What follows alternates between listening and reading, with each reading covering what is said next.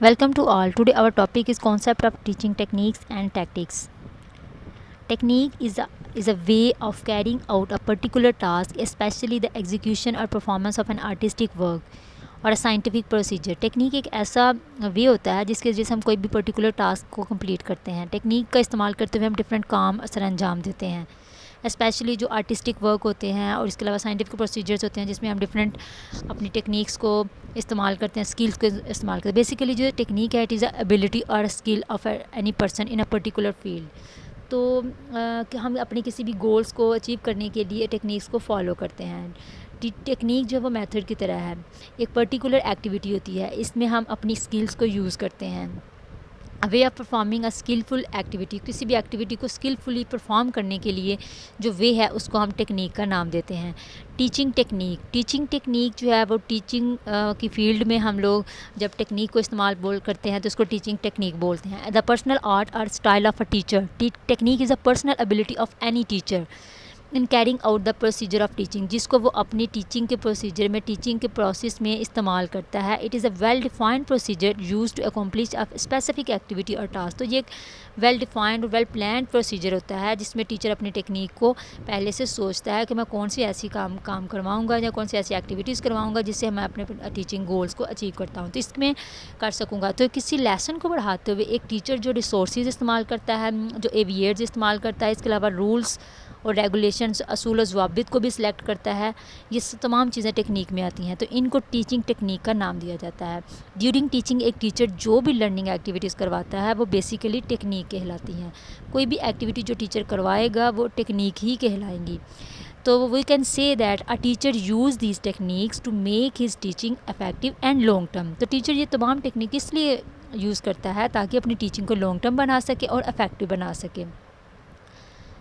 इसके अलावा in this process learners के साथ टीचर का जो बिहेवियर है, उसका जो एक्सेंट है, उसका जो एटीट्यूड है और जो उसकी शफ़क़त अमेज़ रवैया है, वो तमाम चीज़ें जो भी टीचर उनके साथ पोलाइटली या स्ट्रिक्टली जो बिहेव उनके साथ करेगा वो तमाम उसकी टेक्निक्स के अंदर इंक्लूड होंगी।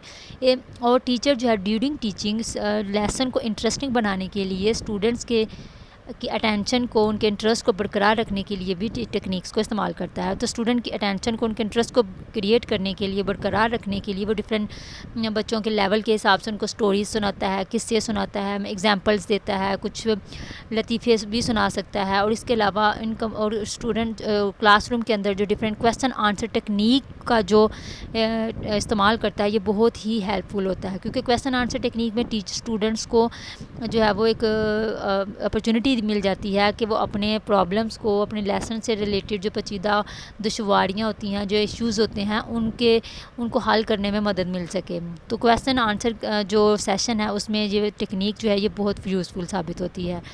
इसके अलावा टीचर जो है अपने लेसन को और ज़्यादा इफ़ेक्टिव बनाने के लिए मैप्स का इस्तेमाल करता है, चार्ट्स और डिफरेंट पिक्चर्स। इसके अलावा और ज़्यादा एवियर्स होते हैं जो रिलेटेड टू हिज लेसन और या टॉपिक, ये तमाम चीज़ें टेक्निक के ज़मरे में आती हैं। तो इस तरह से टीचर जो है वो अपनी टेक्निक्स को इस्तेमाल करता है, तो इससे टीचर अपने लेसन को स्टूडेंट्स के लिए आसान बनाता है और मौसर बनाता है। इसी तरह जो तमाम जो सरगर्मियाँ जो टीचर करता है इसको हम टीचिंग आर्ट या हम टेक्निक का नाम देते हैं। इसके अलावा टीचर जो है इसमें आप जब टेक्निक का इस्तेमाल करते हैं तो इसमें मैंड मैपिंग, जो मैप माइंडिंग जो है, इसमें आप उसमें you apply guideline for devising content in a holistic way, कि आप इसमें बहुत ही जो आसान तरीके से आप बच्चे को, आप जो चीज़ टेक्निक अप्लाई करते हैं तो अपने कंटेंट को मजमूई तरीके से कंटेंट को डिवाइस करते हो। इसमें टेक्निक्स को हम जो है डिफरेंट सिचुएशन में अप्लाई कर सकते हैं, जैसे कि हमारी इंडिविजुअल वर्किंग में भी हम टेक्निक को इस्तेमाल करते हैं, तो टेक्निक जो है वो ग्रुप वर्क में बहुत ज़्यादा फ़ायदेमंद साबित होती है। या फिर इसके अलावा टीचर जो है वो अपनी कोई ना कोई एक्टिविटी या डेमोन्स्ट्रेशन जो कर रहा है तो उसमें वो डेमोन्स्ट्रेशन के दौरान जो मुजाहरा वो करता है उसमें अपनी डिफरेंट टेक्निक्स को देखता है, अपनी स्किल्स को यूज़ करता है और स्किल्स का इस्तेमाल करते हुए अपने लेसन को इफेक्टिव बनाता है। Brainstorming is a group centred interaction method, मतलब टेक्निक्स जब एक ग्रुप सेंटर्ड इंटरेक्शन मेथड है, क्योंकि टीचर जब टेक्निक इस्तेमाल करता है अपने किसी मेथड को मौसर बनाने के लिए या किसी स्ट्रेटजी को कंप्लीट करने के लिए, तो इसमें the brainstorming technique describes a way of collecting ideas and और इंफॉर्मेशन। तो in a creative and inhibited ways. तो इसमें बिला रोक टोक टीचर जो है वो अपनी इन्फॉर्मेशन और डिफरेंट आइडियाज़ को कलेक्ट करता है, इन्फॉर्मेशन को जो है वो ट्रांसफ़र करता है। तो टेक्निक में आप किसी किस्म की जो है वो स्टूडेंट को रोक टोक नहीं होती है और अपने आइडियाज़ को शेयर करने की प्रॉपर जो है वो उनको आज़ादी होती है, और टीचर भी अपने आइडियाज़ को ट्रांसफ़र करता है और इस स्किलफुली और सिस्टमेटिकली तरीके से ये काम जो है वो हो रहा होता है। तो टेक्निक की अगर हम एग्जांपल्स की बात करें तो system of reward and punishment. तो जब एक टीचर स्टूडेंट को कोई ना कोई पनिशमेंट देता है तो उसके लिए भी वो स्किल के ज़मरे में आती हैं। लाइक टीचर अगर उनको एक बच्चा स्टूडेंट जो है वो होमवर्क करके नहीं आता तो टीचर उसको दोबारा क्लास में रिपीट 2 टाइम या 1 टाइम या 3 टाइम जब वो जो लेसन होता है, जो इसका होमवर्क होता है, उसको रिपीट करवाता है। तो इससे क्या होता है कि ये टेक्निक जो है उसमें स्टूडेंट जो है उसको नेक्स्ट टाइम के लिए वो अवेयर हो जाता है कि उसने अपना काम जो होमवर्क जो है वो करना है। इसके अलावा जो है एग्जांपल्स में हम देखें तो system of reward and punishment जो है ये बहुत जो है ज़्यादा यूज़फुल टेक्निक है। टीचर्स जो है रिवार्ड करते हैं स्टूडेंट को, इनकरेज करते हैं और उनको जो है और ज़्यादा स्टिमुलेट करते हैं, मोटिवेट करते हैं। क्लासरूम में आप अगर कोई टीचर देखता है कि वो टेक्निक में साइलेंट रीडिंग का इस्तेमाल करवाता है, जैसे बच्चे जो है वो अगर क्लासरूम में इंटरेस्ट नहीं ले रहे होते तो उनको रीडिंग करने को कह देता है, या रीडिंग किसी बच्चे को वैसे ही खड़ा करके उनको कह दे कि ये लेसन जो आज उसने पढ़ा है उसको रीड आउट कर दें। तो इस तरह से ये भी टेक्निक है कि तमाम बच्चे जो हैं उनको इंगेज कर लिया जाता है। इसके अलावा क्विक फिजिकल एक्टिविटी, कोई ना कोई एनर्जाइज़र या कोई ना कोई गेम वगैरह जो है फिजिकल एक्टिविटी बच्चों को करवा दी जाए अगर बच्चों की अटेंशन जो है वो डाइवर्ट हो रही हो। तो क्वेश्चन आंसर टेक्निक जो है ये भी एक अहम है कि अगर बच्चे जो हैं वो क्लास में बोरियत फील कर रहे हों या इंटरेस्ट ना ले रहे हों तो टीचर जब वो क्वेश्चनिंग करना शुरू कर देता है तो इस तरह से ये टेक्निक जो है वो बच्चों को दोबारा से अलर्ट कर देती है, उनको दोबारा से जो है वो रिफ़्रेश कर देती है और बच्चे जो है वो इसमें रिस्पॉन्स देना शुरू कर देते हैं। अगर हम क्राइटेरिया की बात करें, क्राइटेरिया ऑफ सेलेक्टिंग टेक्निक को सिलेक्ट करने के लिए हम कौन सारे क्राइटेरिया देखते हैं, तो हम इसमें हम डिफरेंट स्टेजेस को देखते हैं। स्टेज 1 में यह है कि आप जब कोई भी क्राइटेरिया सेलेक्ट कर रहे हो, टेक्निक कोई भी सिलेक्ट कर रहे हो, तो इसमें आपको सबसे पहले ये पता होना चाहिए कि हमारे ऑब्जेक्टिव्स क्या हैं। आप ये श्योर करो कि आपको ऑब्जेक्टिव्स क्लियर हैं या नहीं, और अगर क्लियर नहीं है तो उनको क्लियरिफाई करो। सेकेंड स्टेज में यह है कि आप ऑब्जेक्टिव्स को जब देखते हो तो उसके बाद आपने ये देखना है कि हमारे जो ऑब्जेक्टिव है उसको मेथड कौन सा अप्लाई करेंगे, हमारे कंटेंट जो है उसके लिए मेथड कौन सा, कोई एक मेथड या डिफरेंट मेथड्स आप को भी आप अप्लाई कर सकते हो। जैसे कहीं एक जो है एक थियोरेटिकल चीज़ पढ़ा रहे हो तो उसमें प्रैक्टिकल करवा जो है वो आप उसको पहले खुद लेक्चर मेथड के ज़रिए से करवाते हो, फिर आप उनमें डिस्कशन करते हो, तो आप एक ही क्लास के अंदर डिफरेंट मेथड को इस्तेमाल कर सकते हो। तो क्राइटेरिया में आप जो चीज़ें जो है वो पहले से ऑलरेडी आपको पता होनी चाहिए कि आप टेक्निक के लिए कौन सा मेथड सेलेक्ट कर रहे हो, और उसके बाद आप ये देखो कि आप जो मेथड सेलेक्ट कर रहे हो या जिस टेक्निक का आप इस्तेमाल करोगे क्या उसके अंदर आपके स्टूडेंट्स जो है वो कंफर्टेबल होंगे या नहीं होंगे। तो टेक्निक जो है वो स्टूडेंट के अकॉर्डिंग होनी चाहिए, उनके इंटरेस्ट के अकॉर्डिंग होते हैं, जिसमें वो इजीली और कंफर्टेबल होकर जो है वो अपनी लर्निंग को इम्प्रेसिव बना सकें और उसको सीख सकें। उसके बाद ये है स्टेज 4 में कि जो आपने तो जो टेक्निक सेलेक्ट कर ली वो स्टूडेंट के लिहाज से तो कंफर्टेबल है ही, तो क्या आप उसके लिए आपके लिए भी वो टेक्निक कंफर्टेबल होगी कि नहीं, कि आप उसको अच्छे तरीके से परफॉर्म करवा पाओगे या नहीं कंडक्ट करवा। अगर कोई टेस्ट ही ले रहे हो या आप क्वेश्चन आंसर टेक्निक ही ले रहे हो तो क्या आप बच्चों को कंट्रोल कर सकोगे या आपके लिए वो कंफर्टेबल होगी या नहीं, क्या आप उसको अच्छे तरीके से कंडक्ट करवा सकोगे या नहीं। तो ये चीज़ें जो है आपको ऑलरेडी पता होनी चाहिए। इसके बाद यह है कि आपने जो मेथड सेलेक्ट किया क्या वो बच्चों के लिए यूज़फुल भी है या नहीं, वो प्रैक्टिकेबल भी है या नहीं, उनकी प्रैक्टिकल लाइफ में उनके लिए या उनके एग्ज़ाम्स के हवाले से या उनकी लर्निंग ऑब्जेक्टिव्स के हवाले से वो उसको प्रैक्टिकेबल होना चाहिए। और इसके अलावा जो आपके जो रिसोर्सेज आपने इस्तेमाल करने हैं, जो आपने वसाइल इस्तेमाल करने हैं, जितना आपने टाइम देखना है, जो आपने एक्सपेंडिचर इसके अंदर लगाने हैं, उन तमाम चीज़ों के लिए कि आपका इंस्टीट्यूशन या आपकी जो अथॉरिटी है वो आपको इस चीज़ के लिए अलो करेगी या नहीं करेगी। तो अब आप ये तमाम चीज़ें जब मद्देनज़र रखते हुए आप टेक्निक को सिलेक्ट करते हो तो उसके बाद आप उसको इस्तेमाल भी करें। यूज़ द चूज़न मेथड, जो आपने चीज़ें सेलेक्ट की हैं उसको आप अपने स्टूडेंट के साथ आप इसको यूज़ भी करो। सम टिप्स हैं यहाँ पे कुछ इफ़ेक्टिव टेक्निक के हवाले से कि हम बच्चों को अगर ये डिफरेंट टेक्निक्स हैं जो बेस्ट टीचर्स होते हैं जो अपनी क्लास के अंदर इन टेक्निक्स की जो टिप्स हैं इनको फॉलो करते हैं। जैसे स्टूडेंट्स को इंगेज कर लेना, डिफरेंट उनकी जो लाइफ एग्जांपल्स हैं, डिफरेंट प्रॉब्लम्स हैं उनको बता के उनको इंगेज रखना, उनको डिफरेंट एक्टिविटीज़ के ज़रिए से आप उनको क्लासरूम के अंदर इंगेज रखें। इसके अलावा वेराइटी है, डिफरेंट उनको लेसन पढ़ाते हुए जैसे चार्ट्स हैं, मैप्स हैं, पिक्चर्स हैं, डिफरेंट टेक्नोलॉजी या एक्सपीरियंसेस हैं, इसके अलावा बुक्स की रिसर्च है, प्रोजेक्ट्स हैं, असाइनमेंट्स हैं, डिफरेंट तरीके आप बच्चों को करवाएं ताकि बच्चे जो है वो इसमें आप डिफरेंट वैरायटीज़ बच्चों को प्रोवाइड करो ताकि बच्चे जो है वो हर चीज़ में इंटरेस्ट लें और वो इसमें अपनी पार्टिसिपेशन को इंश्योर करें। स्टूडेंट्स टीचिंग, आप जब टीचर्स को स्टूडेंट्स को प्रेजेंटेशंस देते हो या आप उनको टीम्स बनाते हो, डिफरेंट ग्रुप्स बनाते हो जिसमें ग्रुप लीडर्स भी होते हैं कुछ, और इस तरह से जब आप उनकी जब ग्रुपिंग करते हो तो इनमें लीडरशिप, ओनरशिप और मास्टरी जैसी क्वालिटीज़ जो हैं वो बिल्ड होती हैं।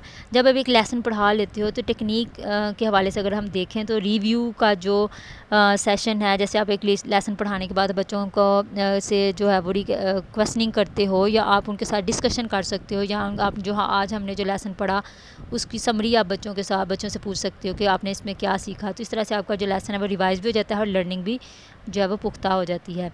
रिवार्ड सिस्टम में आकर बच्चों को आप इनकरेज करने के लिए, उनको मोटिवेट करने के लिए, स्टिमुलेट करने के लिए, कंपटीशन क्रिएट करने के लिए आप रिवार्ड सिस्टम को, पनिशमेंट सिस्टम को भी अप्लाई कर सकते हैं टेक्निक में अंदर। इसके अलावा गोल्स, बच्चों को अपने शॉर्ट टर्म गोल्स का स्टार्ट में ही पता होना चाहिए और आपको भी अपनी टीचिंग के वाले से जो है वो अपनी टेक्निक को देखते हुए अपने टीचिंग ऑब्जेक्टिव्स का, अपने गोल्स का पता होना चाहिए। इसके बाद स्टिमुलेटिंग ग्रुप वर्क है।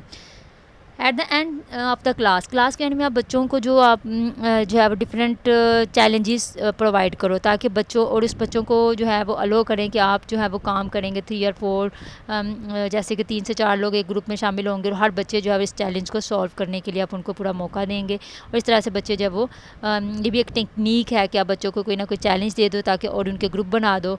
इस तरह से बच्चे जो है वो उनको एक तो कोऑपरेशन और इसके अलावा स्टिमुलेट होते हैं, उनके अंदर मोटिवेशन आती है और कोऑपरेशन का जज्बा क्रिएट होता है। ग्रुप वर्क का कैसे किया जाता है ये भी उनके अंदर जो है वो एबिलिटी क्रिएट होती है। एवेल्यूएशन है एट द एंड कि आप एवेल्यूएशन जो है वो स्टूडेंट की के ऊपर फोकस किया जाता है कि आप स्टूडेंट को इंडिविजुअली देखते हो, ग्रुप और क्लास में पूरी क्लास को भी देखते हो ताकि बच्चे की इम्प्रूवमेंट, उसकी प्रोग्रेस और उसके जो मास्टरी ऑफ मटेरियल है, जो उसने जो चीज़ें सीखी हैं उनको आप अच्छे, और उनकी जो परफॉर्मेंस है उसको सिर्फ उनकी परफॉर्मेंस को नहीं देखना, आपने उनकी इम्प्रूवमेंट को भी देखना, उनकी प्रोग्रेस को भी देखना है। तो ये बच्चे के ऊपर फोकस करना होता है, जो टीचर ने इसको एवेल्यूएट करना होता है। टैक्टिक्स जो है टीचिंग टैक्टिक्स की अगर हम बात करें तो द वर्ड जो है only tactic, the word comes from the ancient Greek tactic means art of arrangement. Different काम को करने के लिए को अरेंजमेंट करना, कोई किसी भी काम के लिए ये को अरेंज करने की एक आर्ट है। A tactic is a conceptual action और short series of actions with the aim of achieving a short term goals. अपने छोटे शॉर्ट टर्म गोल्स को अचीव करने के लिए जो टैक्ट है उसको इस्तेमाल किया जाता है। The term commonly used in business, protest and military context as well as the game of chess, sports and other competitive activities. तो ये मीनिंग जो है इसका वो चाल है, जैसे स्पोर्ट्स के अंदर डिफरेंट प्लेयर्स होते हैं वो डिफरेंट चाल्स चल के अपनी गेम को जीतने की कोशिश करते हैं। तो a plan for attaining a particular गोल।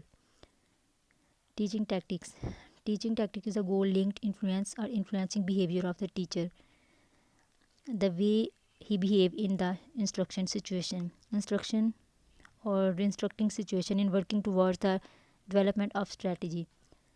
तो टैक्टिक्स जो है ये टीचिंग के अंदर एक ऐसा तरीकाकार है जिसके ज़रिए टीचर जब अपने लेसन को स्टूडेंट्स को सिखाना चाहता है तो कुछ असूल और कुछ रूल्स को डिसाइड करता है। और एक सक्सेसफुल टीचर ही वो होता है जो कि दौरान तदरीस मौजूद जो टेक्निक्स होती हैं और डिफरेंट टैक्टिक्स को इस्तेमाल करके चालों को चल के जो है वो अपने लेसन को इम्प्रेसिव बनाता है और इन तमाम मकासद को हासिल करने में कामयाब हो जाता है। और जो कि ड्यूरिंग टीचिंग जो वो चाहता है, क्योंकि अगर हम देखें तो देखा जाए तो चाल से मुराद, मतलब टैक्टिक का मतलब है चाल, तो चाल से मुराद टीचर का एक ऐसा एक्शन या तर्ज़ अमल है। इस तर्ज़ अमल की बदौलत ही जो उस्ताद है स्टूडेंट्स के अंदर जो है वो अपना एक इम्प्रेसिव जो मुकाम है और अपना जो मर्तबा है उसको बढ़ाकर बेहतरीन अंदाज में इन तक तालीम पहुंचाता है।